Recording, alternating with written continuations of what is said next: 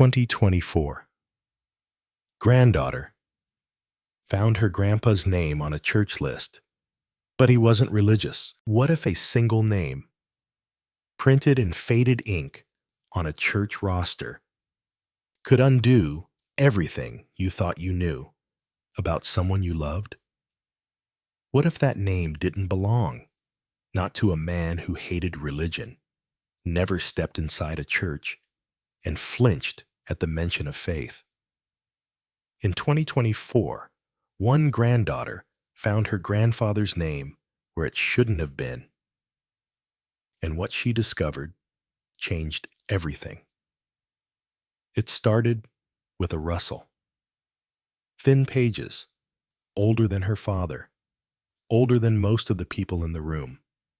The smell of linen paper and basement mildew wrapped around Mia Carter's senses as she turned the page gently, like she might wake it up if she moved too fast. Sunlight filtered in through the stained glass windows, casting pale green and violet hues across the tables in the church archive room. It was the kind of quiet reserved for museums, for old libraries, for places that felt like they were waiting to be remembered. Mia leaned forward, tracing her finger down the page. She was on her 4th volume of parish records that day, scanning names from the early 1960s as part of her internship.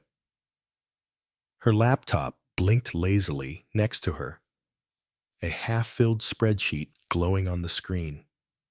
It was mind-numbing work, even for someone like Mia, who loved history and the mysteries of the past.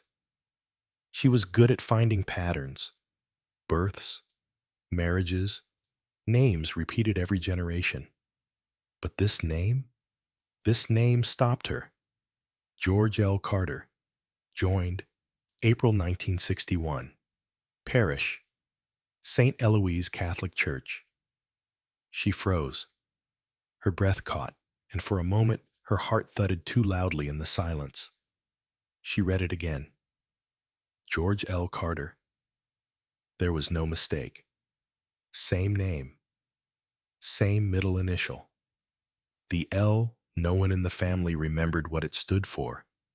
Same hometown, same spelling. It was her grandfather. But he had never gone to church. Never. Not once in Mia's entire life. She sat back in her chair, blinking at the page like it had betrayed her. Her grandfather, her stubborn, opinionated, deeply private grandfather, had spent his entire life scorning religion. He refused to attend her cousin's baptism, wouldn't step inside the church even for funerals. When her grandmother passed away, Mia remembered him sitting in the car, stone-faced, while the rest of the family wept inside the sanctuary. He never wore crosses, never prayed before meals. Once, when Mia was 9, she asked him if he believed in God. He just looked at her and said, "Don't waste your questions on ghosts." She had grown up believing he was an atheist, or at least allergic to the concept of belief. That was just who he was. Quiet, detached, not unkind, but closed. Like something had long ago been sealed shut inside him, and no one had the key. So why was his name in a Catholic parish registry? Her fingers hovered above the page. She double-checked the year, 1961. He would have been around 12 years old. That didn't make sense either. According to her dad, her grandfather had grown up with an uncle after his parents died. No mention of any church involvement. No Catholic school, no nuns, no altar boy stories. And yet, here he was, ink on paper, unmistakable. Mia closed the book slowly, like she was tucking something alive back inside. She wasn't sure why it unnerved her so deeply. People changed. Maybe he had been forced to attend. Maybe it was a clerical error. But she knew deep down that this wasn't a mistake. She packed up her laptop and left the archives early. The streets outside were bathed in that strange late afternoon light, half warm, half tired, the kind of light that made you feel like you were walking through someone else's memory. She drove home in silence, not even bothering with music. Her mind kept circling back to the name, the date, the handwriting. She tried to recall every story her grandfather had ever told her about his childhood, but they were few and vague. He'd grown up somewhere back east, she remembered, had moved in with a relative when he was young. He'd never talked about his parents or siblings or anything before age 15. Whenever she asked, he'd change the subject. And suddenly, all those missing pieces felt like a vacuum, pulling at her, daring her to step closer. That night, she sat across from her dad at the dinner table. The television buzzed faintly in the next room, some crime show playing on low volume.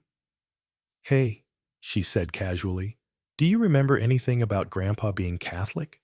Like, ever?" Her dad paused, fork halfway to his mouth. "Catholic?"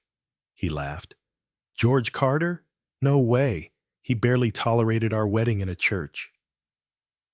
Mia nodded slowly. "I found his name in a parish record from 1961.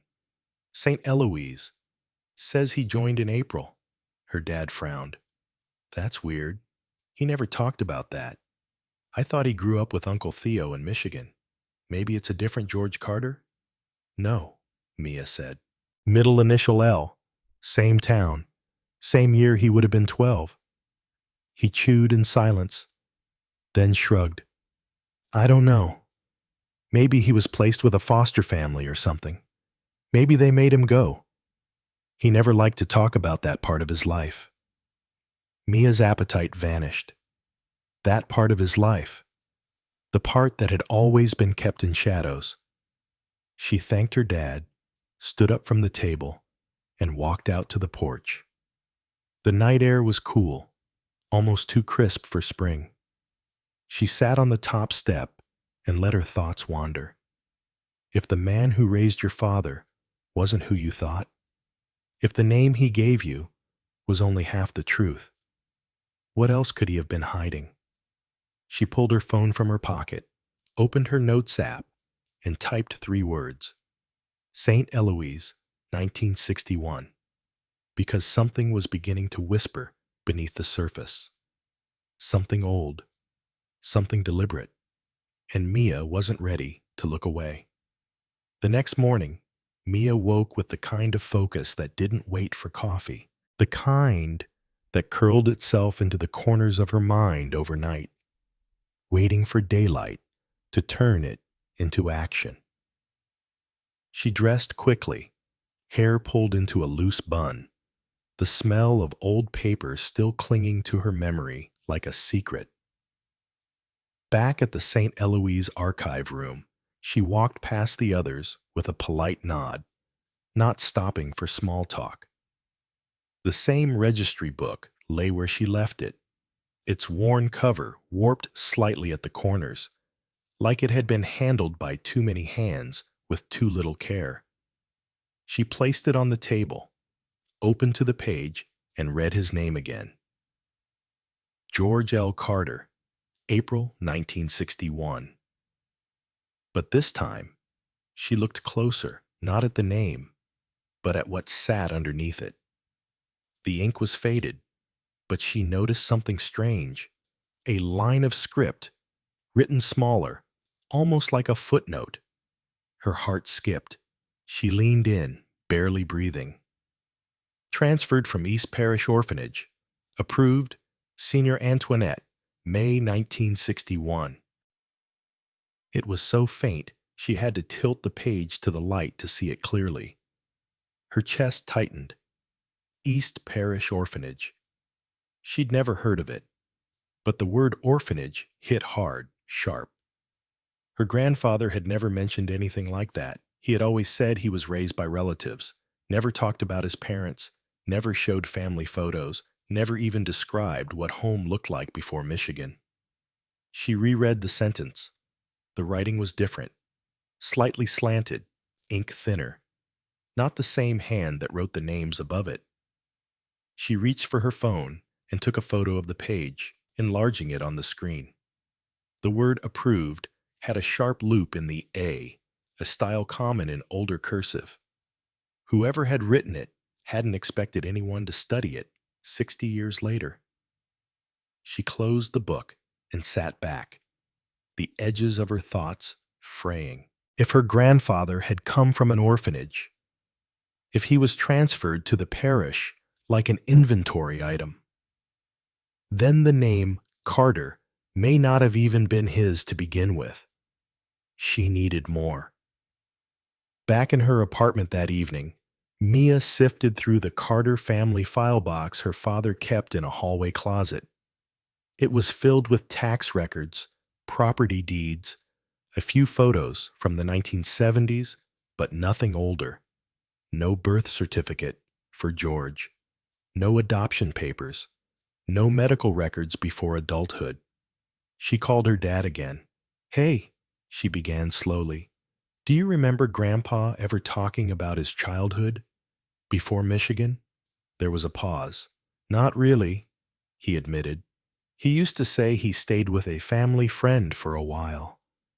I always assumed it was a relative.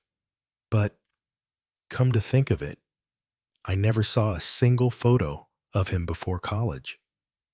"Did he ever mention being adopted?" "No," her father said, "but he never liked questions about the past. You remember how he was." Yeah, closed. Firm. Not cruel, but unreachable. Mia hung up and stared at the ceiling. She thought about the way he used to sit in his armchair with the newspaper, never reacting much to anything. The way he ignored religion with the kind of intensity that didn't come from apathy, but from something deeper. Resentment? Pain? Was that why he flinched during Christmas Mass? Why he avoided baptisms, funerals, any ritual that touched too close to identity? Because it reminded him of something he'd been forced to forget? She couldn't let it go. Not now. The next morning, she filed a request at the county archive for any records connected to the East Parish orphanage. The clerk blinked at her.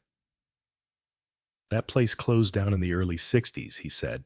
"Lots of those records were lost or, let's just say, misfiled." "Misfiled?" He shrugged. "It was church-run. Not every transition went smoothly." But he agreed to look. A day later, she received a notification. One thin file had been located, labeled George LeMay. Her breath caught. She hadn't searched for that name, but somehow the system had known. She stared at the screen, at the case number, at the intake year, 1949. Her grandfather was born in 1949, and the file was linked to a child listed as unclaimed, reassigned in May 1961. Mia printed the summary. No parent names, no birth certificate. Just a brief note, reassigned to private care. Clearance granted by Senior Antoinette. Parish destination, St. Eloise. It hit her all at once. The name wasn't just a clue. It was a trailhead. George LeMay wasn't a stranger. It was her grandfather, her George. Only, he'd never said that name aloud. Never written it, never acknowledged it. Had he even known?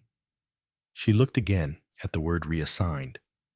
Not adopted, not reunited, reassigned.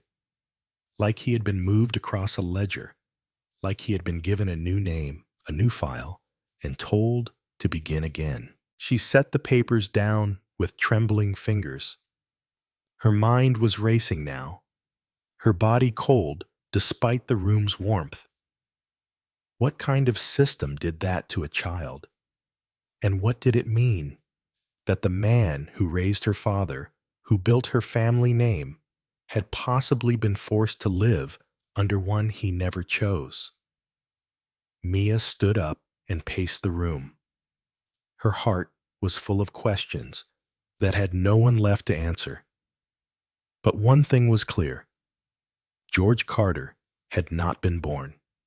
He had been built, and the man Mia thought she knew had lived a life whose first chapter had been torn out, rewritten, and sealed under someone else's authority.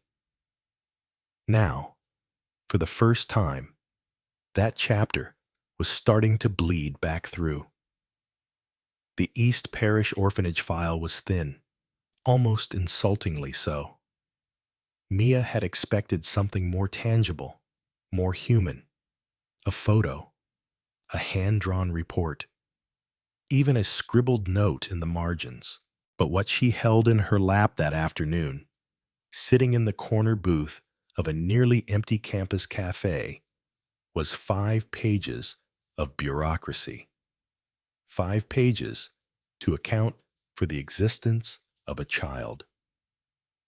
Her iced coffee sat untouched, the condensation soaking into a napkin. She flipped back to page 1. Name: George LeMay. Date of birth: estimated May 1949. Location: East Parish Orphanage, Philadelphia. Status: unclaimed. Disposition: reassigned May 1961. New identity authorized under ecclesiastical oversight. Recipient: Parish, St. Eloise. No mention of parents. No medical notes. No behavioral logs.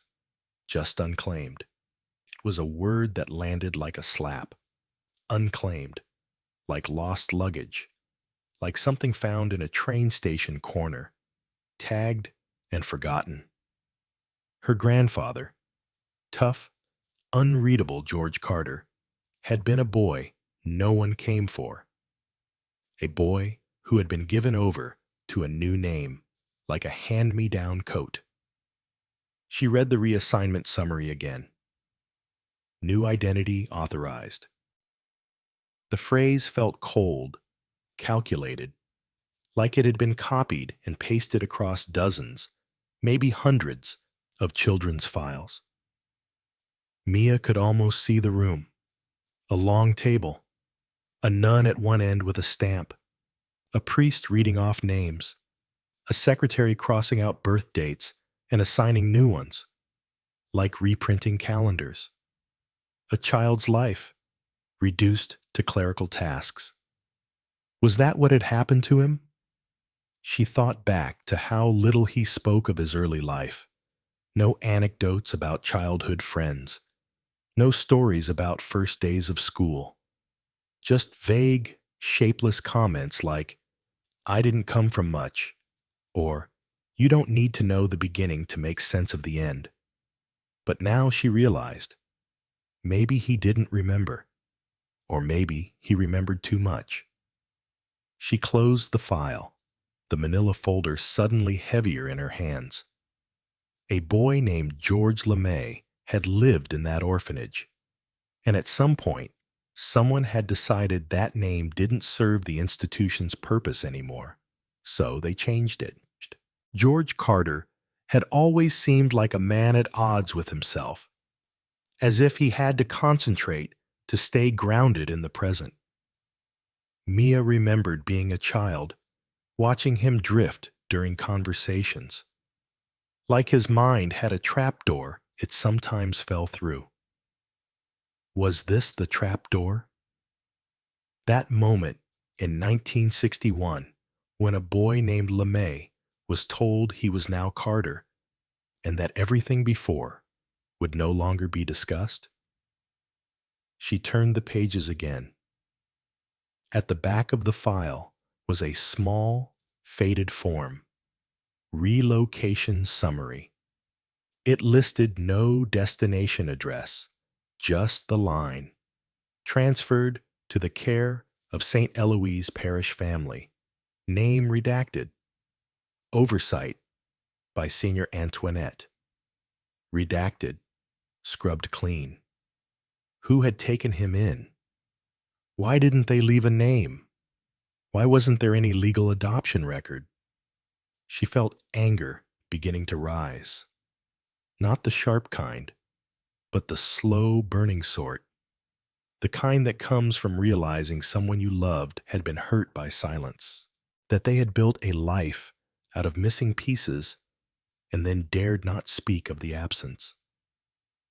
Her eyes filled with tears.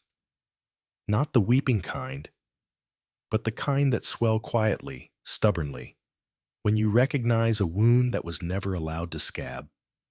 She pictured a 12-year-old boy standing outside the parish doors, alone, with a new name stitched into his clothes, a priest's hand on his shoulder, and a past being buried behind him like an unmarked grave. Was that why he hated church? Was that why he never knelt, never sang, never lit candles, not even for his wife? Because in that building, in those hymns, were the sounds of something he was forced to leave behind. Mia didn't feel closer to her grandfather now. She felt further, because now she could see the entire ocean between who he was and what he became, and she realized she'd never even known where the shore had been. She pressed her hands flat against the table. This wasn't just a family mystery anymore. This was a story erased by design.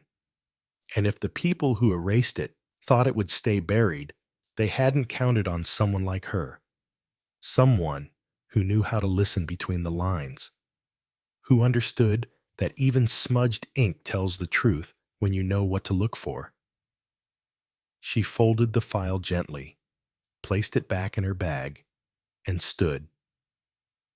There was another name buried in that story, someone who had signed off on it.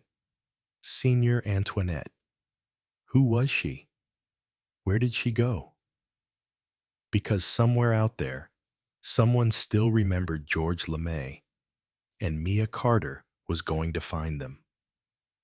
The house had a silence to it now, not just the stillness of being unoccupied, but something heavier, an echo of all the things that had never been said within its walls.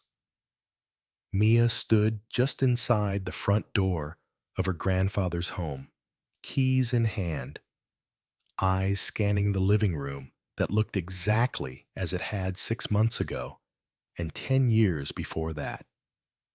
Same brown recliner, same cracked leather ottoman, same framed photo of her grandparents on their wedding day, though George had always looked stiff in it, like he didn't know where to put his hands. She had been here hundreds of times growing up, but never truly noticed how little there was of him in this house. No childhood photos, no memorabilia from his youth, no keepsakes that predated his adult life. Her dad had boxed up the essentials after the funeral, but there was no rush. There hadn't been a will, no special instructions, just quiet. He'd always been that way, no drama, no demands. Even his death had been clinical. A heart attack in his sleep. No signs, no warnings, no final words. Mia walked slowly through the rooms, opening drawers, scanning shelves. Most of it was what you'd expect from a man in his 70s. Utility bills, insurance forms, an expired passport. But she wasn't looking for documents now. She was looking for ghosts, for fingerprints left behind by a boy named George LeMay. In the small office at the back of the house, she found a cabinet that hadn't been opened in years. Dust clung to the brass handles. Inside were folders, taxes, service records, a few letters from her father back in the 90s. And at the very back, Buried under an old road atlas was a cardboard photo box. She pulled it out gently and sat cross-legged on the carpet, the box resting in her lap like something sacred. It creaked open with a brittle sigh.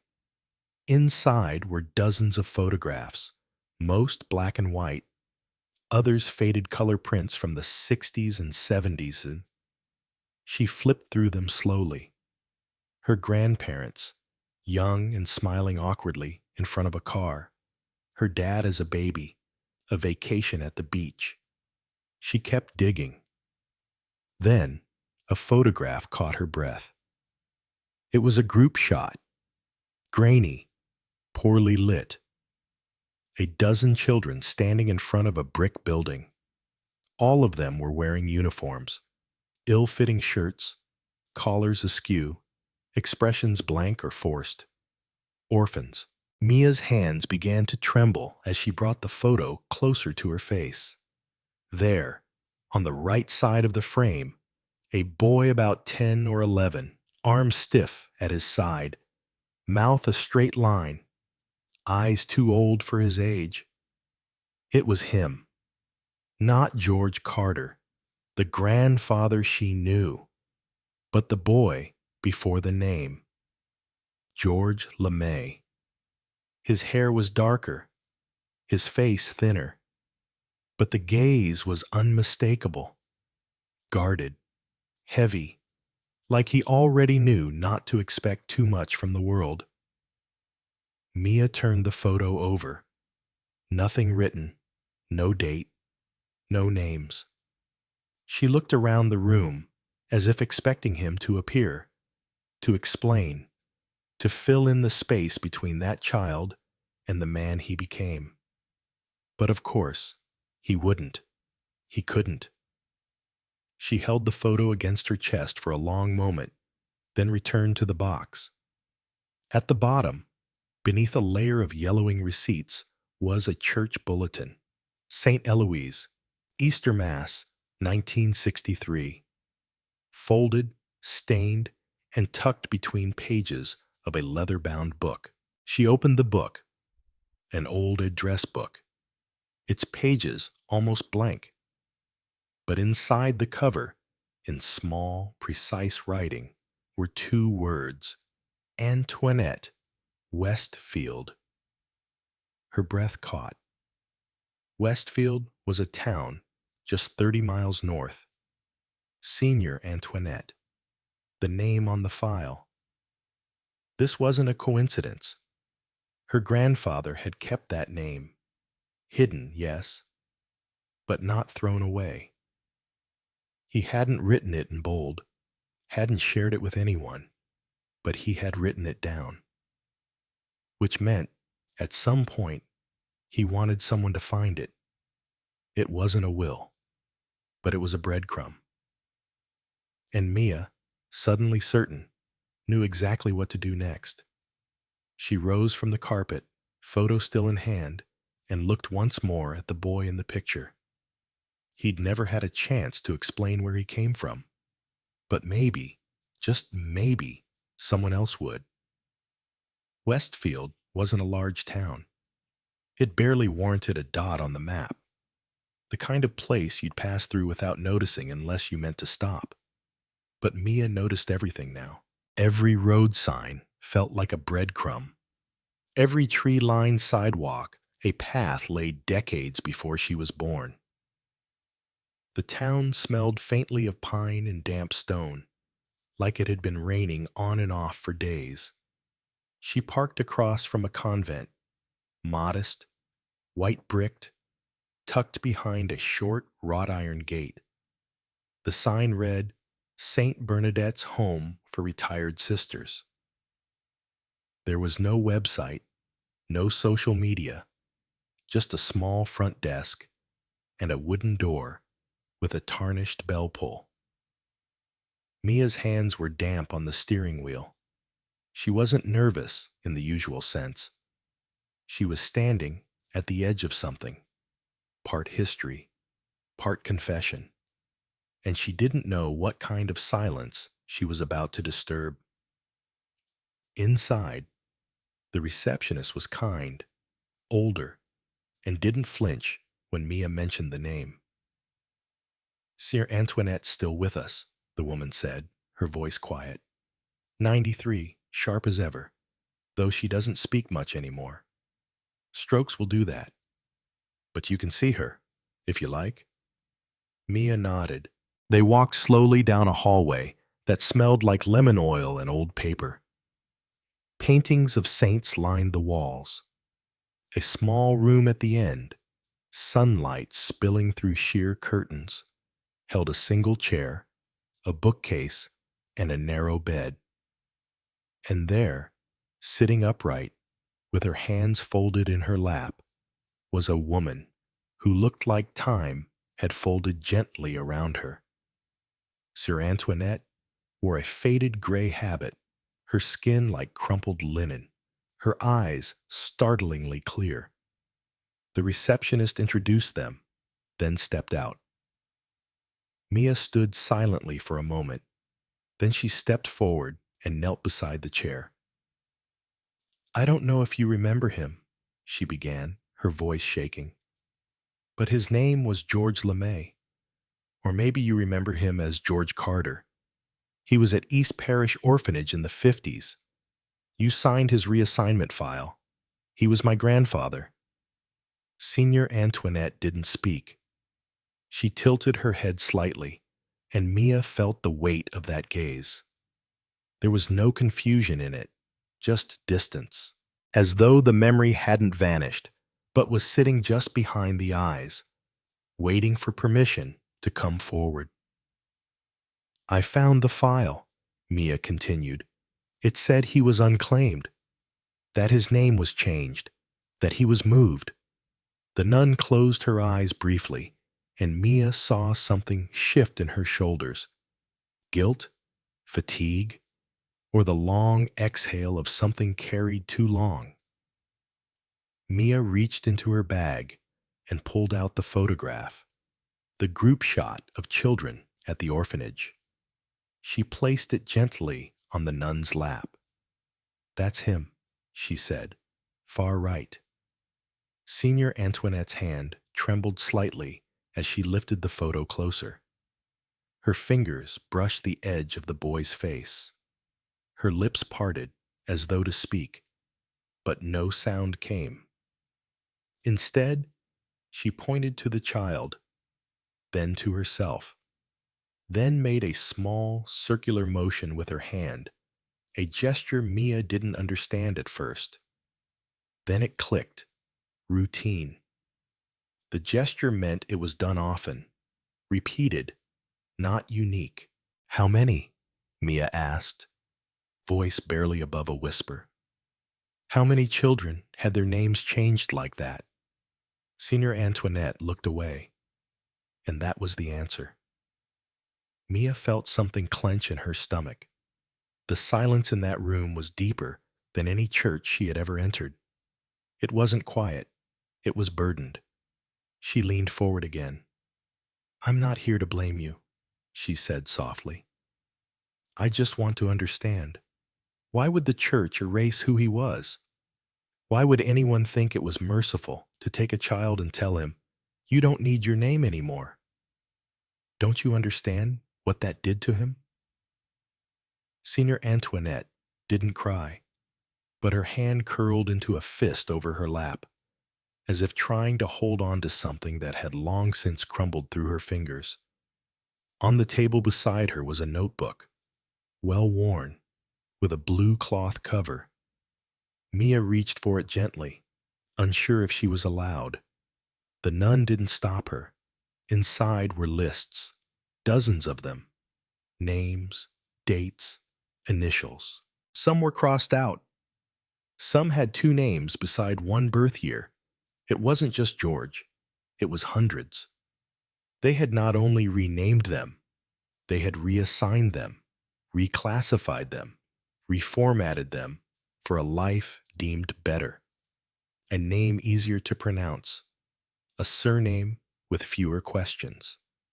And somewhere in those pages, George LeMay had been folded into George Carter, And no one ever told him why. Mia's voice cracked. He never talked about it. He didn't remember some things, maybe. Or he did, and it hurt too much. He never stepped foot in a church after he was old enough to choose not to. And now I know why. Senior Antoinette looked back at her, and for the first time, something like apology flickered in her eyes. Not the kind that asks for forgiveness, but the kind that admits you no longer expect it. Mia closed the notebook, gently set it aside, and whispered, "He was someone before you gave him a new name. He was already someone." Then she stood. No candles were lit. No songs were sung. But it felt like a kind of vigil. One truth spoken aloud in the presence of the one who had helped bury it. And as Mia left the convent, the breeze caught her hair, and for just a second, she felt the ghost of the boy her grandfather used to be walking beside her. He didn't say anything, but he didn't need to. The cemetery was quiet, as it always was in the early hours. Mia stood alone beside her grandfather's headstone, her boots sunk slightly into the damp spring soil. The wind carried the faint scent of lilacs from somewhere nearby, and the trees overhead rustled like they were whispering old secrets to one another. The granite was smooth and simple. George L. Carter, 1949, 2024. Beloved husband, father, grandfather. It was all true, and yet not the whole truth. She knelt and unpacked a small wooden stake from her bag. Nothing elaborate, just a piece of sanded pine. On it, she had etched carefully, slowly, almost ritualistically, in black ink. George LeMay, 1949. A name not lost, just hidden. She pushed it into the earth next to the headstone. It stood slightly crooked, like a question that had finally found its voice.